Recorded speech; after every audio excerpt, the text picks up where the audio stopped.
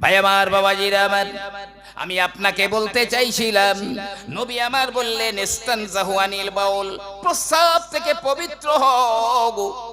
তা যদি না হও, তোমার কবরের সাধারণত এই জন্যই আযাব হয়।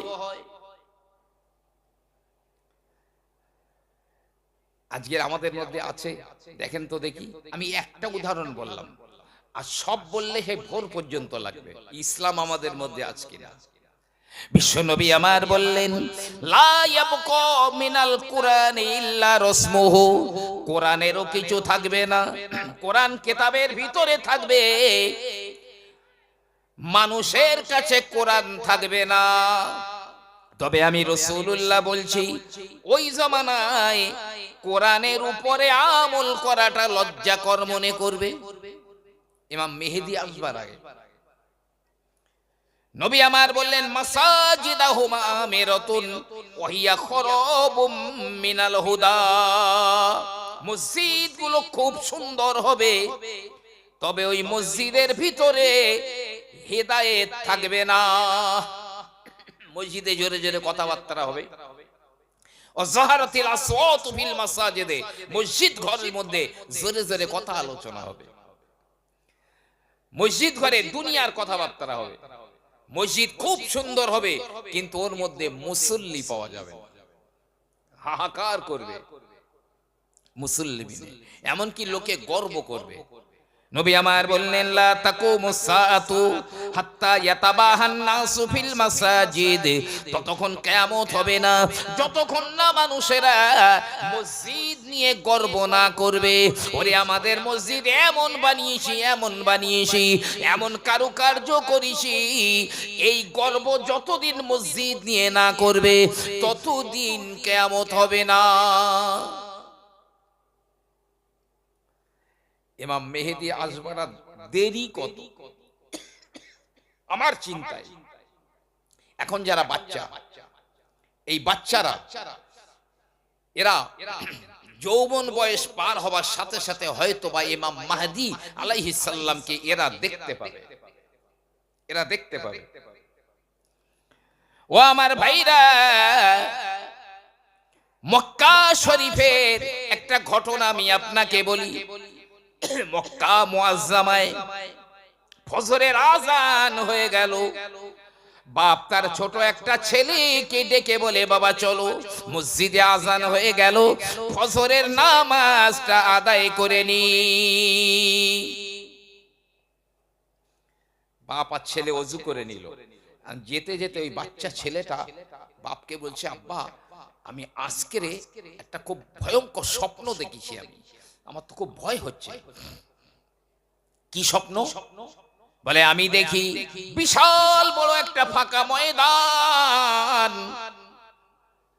ওই ময়দানের মাঝখানে আমি দাঁড়িয়ে আছি, আর দেখি চতুর্দিক দিয়ে মুসলিম সৈন্যরা আমার দিকে এগিয়ে আসে। তাদের মধ্যে যিনি কমান্ডো, যিনি হেড অফ দা আপনার হেড, যিনি ওই ডিপার্টমেন্টের হেড, তিনি আমার কাছে চলে আসেন, আমাকে বলে, বাবা তোমার নাম কি? এই। আমি বললাম হ্যাঁ। তোমার বাবার নাম কি? এই। আমি বললাম হ্যাঁ। তোমার বাড়ি কি অমুক জায়গায়? বলে হ্যাঁ। তিনি আমাকে একটা পতাকা দিয়েছেন, এই নাও, এই পতাকাটা ইমাম মাহদীকে দিয়ে দিও, ইমাম মাহদীকে পতাকাটা দিয়ে দিও। আমি পতাকাটা যেই নিলাম আর আমার ঘুম ভেঙে গেল। বাপও চিন্তা করছে, আমার ছেলে এইরকম একটা স্বপ্ন কেন দেখলো। ফজরের নামাজ আদায় করে নিয়ে ছেলের স্বপ্নের কথাটা ভুলে যায়, বাপ নিজের কাজে ব্যস্ত হয়ে যায়।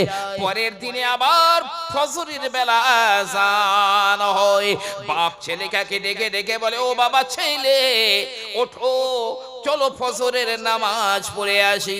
আজও বাপ আর বেটাই ওযু করে নিয়ে চলে যান মসজিদে। ছেলে বলে, আব্বা জান, গত রাতের যে স্বপ্ন দেখেছিলাম, আজ রাতের বেলাও আমি একই স্বপ্ন দেখলাম। বড় ফাঁকা ময়দান, আমি মাঝখানে, চারিদিক দিকে সৈন্যরা আসছে আমার দিকে, আর ওদের হেড অফ দ্য ডিপার্টমেন্ট আমার সামনে এসে জিজ্ঞাসা করলো এইরকম, আর একটা পতাকা দিল। বাপ আরো চিন্তা করছে, গত রাত্রে দেখলো, আজকেও দেখলো, ব্যাপার বুঝতে পারছি না। কিন্তু আজও ফজরের নামাজ পড়ে নিয়ে ছেলের কথাটা বেমালুম ভুলে গেছে, নিজের কাজে লেগে গেছে। পরের দিনে আবার ফজর বেলা বাপ বেটাকে দিকে নিয়ে যায়। ছেলে বলে, আব্বা জান, আপনি তো আমার কথাটাকে দাম দেন না। আমি গত 2 রাত্রির যে স্বপ্ন দেখলাম, আজ রাতের বেলা একই স্বপ্ন দেখলাম। ফজরের নামাজ পড়ে একজন ভালো আলেমের কাছে গিয়ে, হুজুর আমার ছেলেটা 3 দিন এই স্বপ্ন দেখছে, এর তাবিরটা কি হবে? আচ্ছা এই ছেলেটা? বলে হ্যাঁ এই ছেলেটা। বাড়ি কোথায়? অমুক জায়গায়। বংশ কি? এই বংশ। নাম কি? এই নাম। কোন এলাকা? এই এলাকা। বলছে বাবা ছেলে, তোমাকে যে পতাকাটা দিয়েছিল ওই পতাকাটা দেখতে কেমন তুমি জানো? বলে জি হ্যাঁ, হ্যাঁ অবশ্যই জানি। পতাকাটা কিরকম বলো তো? ছেলে বলে, হুজুর পতাকাটা সৌদি আরবের মতো বটে, তবে রংটা কালো, কালো রঙের। ওই আলেম সাহেব বলে, ভয় করো না, এসব স্বপ্নটা খারাপ নয়, বরং মনে রাখো তোমার এই বেটা, এই ছেলেটা ইমাম মাহাদির সৈন্য একত্রিত করবে। এই যে ছোট ছেলেটা, এর নাম আপনারা সবাই জানেন, বিশ্ব জানে তার নাম, আল্লাহ পাকই জানেন। তবে একটা জিনিস বোঝা যায় যে ইমাম মাহদী আলাইহিস সালাম অত্যন্ত নিকটবর্তী, একদম কাছাকাছি। খবর নিয়ে দেখেন নবী আমার বললেন, ইমাম মাহদী বা দাজ্জাল ঈসা নবী আসবার আগে ফোরাত নদীতে একটা সোনার পাহাড় গজিয়ে উঠবে।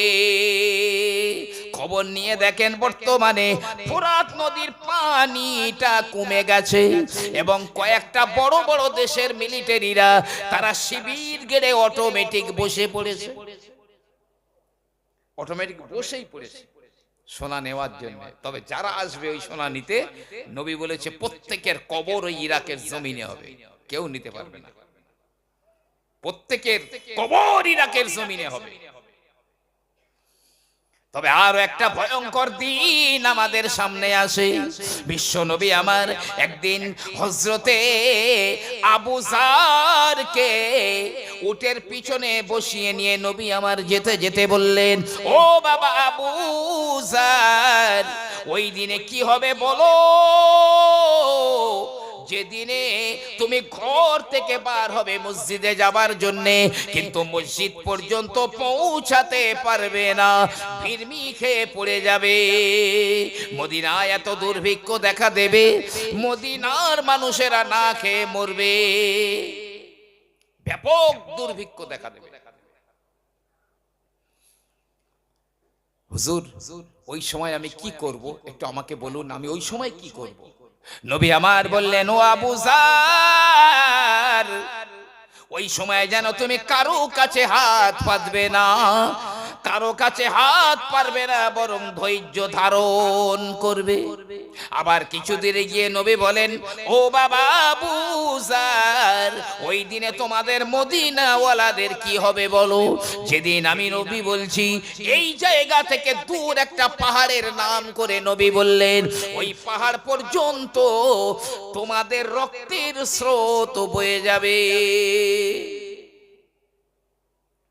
তোমাদের রক্তের স্রোত বইবে। কি করবে মুসলমানদের?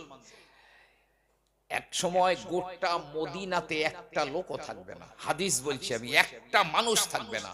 জীবজন্তুরা মসজিদে নববীর ভিতরে ঢুকে যাবে, নোংরা করবে, তাড়িয়ে দেওয়ার লোক হবে না। এরকম একটা দিন আসবে। ওই সময়ে হযরতে আবু যার বললেন, ও আল্লাহর নবী, যেদিন মদিনার মানুষদের রক্তে স্রোত বয়ে যাবে, ওই দিনে আমি কি করব আমাকে বলুন।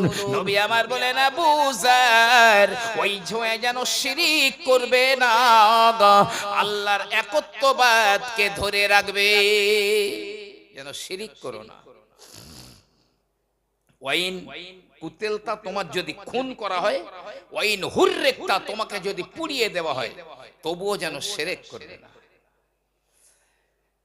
কত রক্তের বদলে ইসলাম এসেছে, কত জীবনের বদলে ইসলাম পেয়েছি আমরা।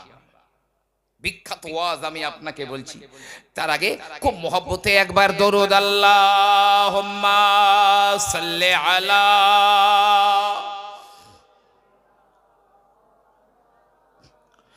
ওয়ালা আলে সাইয়্যিদিনা।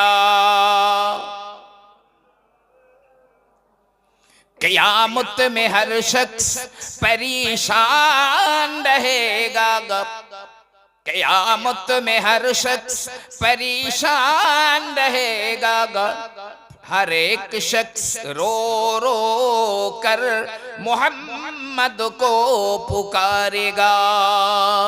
अगर वो मुझे खबर ना ले तो कौन खबर ले, उम्मत के जो वो किश्ती है वो मोहम्मद के हवाले। अल्लाहुम्मा सल्ले अला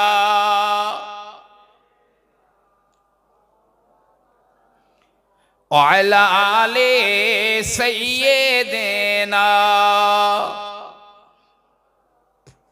ফিরাউন তো বলেছিল, আনা রব্বুকুমুল আলা, আমি হলাম তোমাদের বড় খোদা।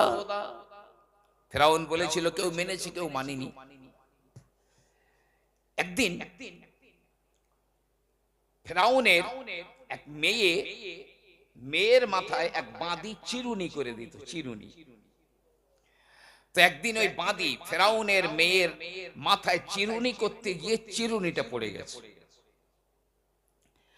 ওই বাঁধি চিরুনি তুলবার সময় বলছে বিসমিল্লাহ, তাই ফেরাউন, আমি আল্লাহর নামে চিরুনিটা ওঠাই আর ফেরাউন ধ্বংস হয়ে যাক। বাঁধি তো গোপনে ইসলাম কবুল করেছিলেন, নাম ছিল মাসসাতা। মাসসাতা ভাই আমার, বাবাজির আমার, ফেরাউনের মেয়ে দৌড়ে দৌড়ে গেল, ফেরাউনের কাছে গেল, তখন দরবার ভেঙে গেছে। বলে, ও বাবা, আমার বাঁধি এই আপনাকে অভিশাপ দিয়েছে, ও মুসার খোদার উপরে ঈমান আনে, ও বিসমিল্লাহ বলে আপনাকে অভিশাপ দিয়েছে। সঙ্গে সঙ্গে লোকজন ডাকা হলো, ওই বাঁধীকে মাসসাতাকে ফেরাউনের সামনে নিয়ে যাওয়া হলো। এ মাসসাতা, তুই কি আমাকে খোদা বলে মানিস না?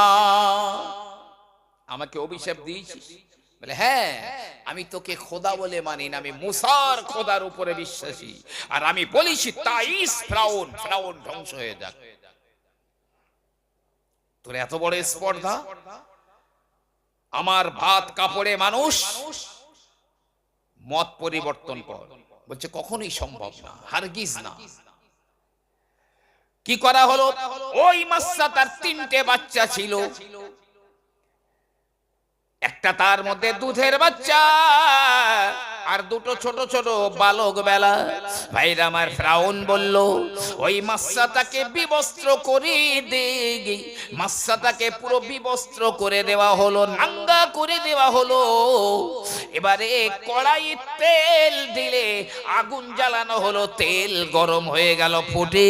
ফেরাউন বলে, মাসসাতা বল, আমাকে খোদা বলে মানবি, মুসার খোদাকে ছাড়বি না তো তোর ওই বড় ছেলেটাকে তেলের ভিতরে দিয়ে দেব। কোনো পরোয়া নেই, তুমি যাই করো ফেরাউন, আমি তোমাকে খোদা মানি না। বড় ছেলেটাকে ধরে তেলের মধ্যে ফেলে দেওয়া হলো মায়ের সামনে, টকবক করে একেবারে ভুনা হয়ে গেল। বল মাসসাতা, না হলে দ্বিতীয়টাকে দেব। ওরে তুই যাই করিস ফেরাউন, তুই আমার ছেলে দিতে পারিস, কিন্তু আমার ঈমান আমি দিতে পারি না। 2 নম্বর ছেলেটাকে ওই তেলের ভিতরে ফেলে দেওয়া হলো, ভুনা হয়ে গেল। এবারে মাসসাতাকে বলল, বল আমাকে রব বলে মানবি? না না না, তুই মিথ্যাবাদী ফেরাউন, কাজ্জাব, আমি তোকে খোদা বলে মেনে নিতে পারি না। মাসসাতাকে শুইয়ে দিয়েছে, তাহলে এই দুধের বাচ্চাটাকে ওর বুকে দে। ছোট্ট বাচ্চা মায়ের বুকের উপরে দুধ পান করছে, কিছুই বুঝে না, অবুঝ বাচ্চা। ফেরাউন এবারে বলে, মাসসাতারে, হয় তোর মত পরিবর্তন কর, না হলে তোর বুকের উপরে যে বাচ্চাটা দুধ পান করে ওই বাচ্চাটাকেও তেলের ভিতরে ফেলে দেব। মাসসাতা বলে, কোনো পরোয়া নাই, তাই বলে তোকে খোদা বলে আমি ঈমান বিসর্জন দেব না। ওই বাচ্চাটাকে নিয়ে তেলে ছেড়ে দেওয়া হলো। বাচ্চাটা তেলের ভিতরে পড়ে গিয়ে দাঁড়িয়ে যায়, বলে, আম্মা জান, ও আম্মা জান, এটা তো গরম তেল নয়, বরং এটা হলো আমার আল্লাহ রব্বুল আলামিনের জান্নাতুল ফিরদাউসের চৌকাঠ। আমার 2 ভাই চলে গেছে, আমিও যাচ্ছি, দেরি করবেন না, আপনিও চলে আসুন। সেই ইসলাম। আমার ভাইজানেরা, খবর পেয়ে গেল আসিয়া, সেও তো ফেরাউনকে খোদা বলে মানে না, মুসা রবের উপরে ঈমান আনে। ফেরাউন বড় রেগে গেল, আসিয়াকে দরবারে ডেকে এনে বলল, আসিয়া, এ লজ্জা রাখি কোথায়? দেশের মানুষেরা খোদা বলে মানে, কিন্তু তুমি আমার বাড়ির বিবি, তুমি আমার খোদা মানো না। বুঝছেন না? স্বামী বলে মানি, খোদা বলে মানি। দেখো আসিয়া, তুমি একটা বারের জন্য হলেও মতটা পরিবর্তন করো। আসিয়া বলল, কখনোই সম্ভব না। আগামী দিনে কিভাবে ঈমান আটকে রাখবেন, আমি এই জন্য বলছি কথাটা, একবারও নয়। আসিয়া, তোমাকে বিবস্ত্র করে দেব। এক দরবার লোকের সামনে আসিয়াকে বিবস্ত্র করে দেওয়া হলো। লজ্জায় মাথা নিচু হয়ে যায়। এ বল আসিয়া, এখনো মত পরিবর্তন করবি? না না না, মত আমি পরিবর্তন করতে পারবো না। আসিয়ার 2 হাতে আর 2 পায়ে মাটিতে গুল পেরেক মেরে দেওয়া হলো। বল এখনো? কখনোই না। জাল্লাদকে ডাকা হলো। জাল্লাদ আসিয়ার জীবিত অবস্থায় মাথা থেকে পা পর্যন্ত চামড়া ছাড়িয়ে নে, হাতে পেরেক, 2 পায়ে পেরেক। জাল্লাদ মাথা থেকে পুরো পা পর্যন্ত জীবিত অবস্থায় আসিয়ার চামড়াটা ছাড়িয়ে নিয়েছে। লঙ্কার গুঁড়ো ছড়িয়ে দিয়েছে, লঙ্কার গুঁড়ো। আসিয়া শুধু বলে, রব্বুল আলামিন গো, আয় আল্লাহ, ওই ফেরাউন আমাকে লোভ দেখায়, তার রাজমহলের লোভ দেখায়, সোনা দানার লোভ দেখায়, দুনিয়ার কিছু চাই না।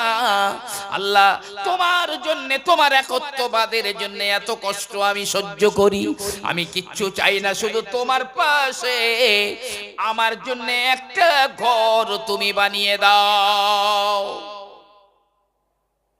আল্লাহ জান্নাতে ঘরও দিয়েছেন, আবার স্বামীও দিয়েছেন।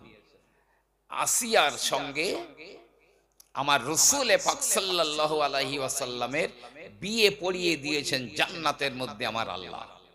আম্মাজান খাদিজা রাদিয়াল্লাহু আনহা যখন ইন্তেকাল করছেন, নবী বললেন, খাদিজা, তুমি তো আমার আগে চলে যাচ্ছ, যাও তোমার সতীনের কাছে আমার সালাম পৌঁছে দিও। ইয়া রাসূলুল্লাহ, আমি তো আপনার প্রথম স্ত্রী, আপনি তো আর বিয়ে করেননি, তো সতীন? হ্যাঁ, ফেরাউনের বিবি আসিয়ার সঙ্গে আমার আল্লাহ জান্নাতের ভিতরে আমার বিয়েটা পড়িয়ে দিয়েছেন। সুবহানাল্লাহ। হে আবু যার, যখন তোমাদের রক্তের স্রোত বইবে, তখন আল্লাহর একত্ববাদকে মজবুত করে ধরে রেখে দিও। আমি আসছি আবার এদিকে। বলছিলাম লোকমান হাকিমের কথা, হে ছেলে এই চারটে জিনিস খেয়াল রেখো, তবে তুমি আমার কলিজার টুকরা। ও বেটা ছেলে, আরো দুটো কথা তোমাকে বলি আমি। হে ছেলে, কাউকে কোনো উপকার করবার পরে যেন আর আলোচনা করো না। কাউকে কিছু দান করার পরে, কোনো উপকার করে দেওয়ার পরে আর যেন কখনোই ওই কথা উচ্চারণ করবে না। আল্লাহ পাক কোরআন পাকের ভিতরে বললেন, লা তুবতিলু সাদাকাতিকুম বিল মান্নি ওয়াল আযা। দান করবার পরে খোঁটা দিয়ে যেন দান নষ্ট করে দিও না। কোন মুসলমানের উপকার করে তার মনটা খুশি করে দিলে রসুল বলেছেন একটা কবুল হজের সব আমার আল্লাহ পাক তার নামায় আমলে দান করবেন। কিন্তু যেই খোঁটা দেবে, তুই তো আমার এরকম করবি, তোর একদিন উপকার করেছিলাম না, তোর খাওয়া হচ্ছিল না, ঘর থেকে তোর 2 কিলো চাল বার করে দিয়েছিলাম, সব বেকার হয়ে গেল, বেকার হয়ে গেল। বেটা, কারো উপকার করে যেন আর ও কথাটা আর কারো সঙ্গে আলোচনা করো না। আর 2 নম্বরে, কেউ যদি তোমাকে ক্ষতি করে, অপকার করে, ও কথাটাও তুমি যেন কাউকে বলে দিও না, বরং তাকে আল্লাহর হস্তে ক্ষমা করে দিও।